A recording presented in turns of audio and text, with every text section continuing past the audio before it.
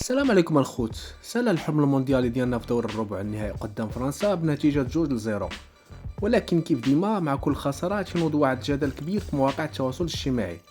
بنادم كله ولا تيهضر على نظرية المؤامرة، وشي تيقول المغرب تفاوض على ماتش مقابل مشاريع اقتصادية جديدة مع فرنسا. واش هاد الهضرة فيها شوية ديال المنطق ولا غير كنكذبوا على راسنا باش نبرروا الخسارة؟ اجي نحلوا هادشي بالعقل والورقة والستيلو. اول حاجه خصنا نفهموها هي كيفاش تمشي الامور بين الدول. الصفقات والمشاريع الكبار اللي بمليارات ديال الدراهم بحال صفقات القطار فائق السرعه ولا مصانع الطوموبيلات، هادشي تيتخدم في مكاتب مغلقه بشهور وسنوات ديال المفاوضات، وفي لجان تكتيكيه ومناقصات دوليه وقوانين صارمه. الدول ما تتبنيش الاقتصاد والمصالح الاستراتيجيه ديالها على ماتش ديال الكره ديال 90 دقيقه. هادشي ما تيتقبلو لا عقل ولا منطق اقتصادي. تاني حاجة، واش فراسكم بلا تأهل نصف نهائي كأس العالم عنده عوائد اقتصادية خيالية؟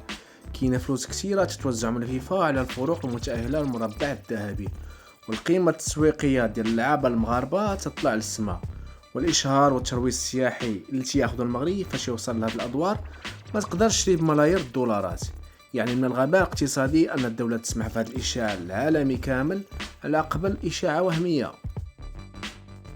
ودابا اجي نهضروا كره.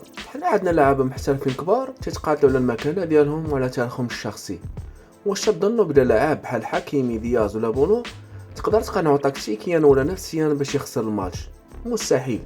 الحقيقه ديال الماتش ديال البارح واضحه، غيابات قاتله بحال اسماعيل السيباري وشادي رياض، عياء بدني، وكان قدامنا منتخب فرنسي واقعي وقوي استغل انصاف الفرص وما رحمناش. هذه هي الكره، فيها الرابح وفيها الخاسر.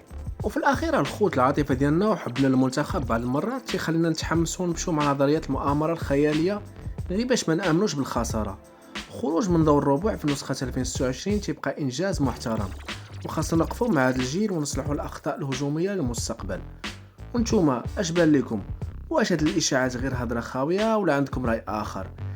خلوا لي ارائكم في الكومنتات، وما تنسوش ديروا لايك، تشتركوا في القناه وتبارطاجوا الفيديو مع اصحابكم، وتهلاو.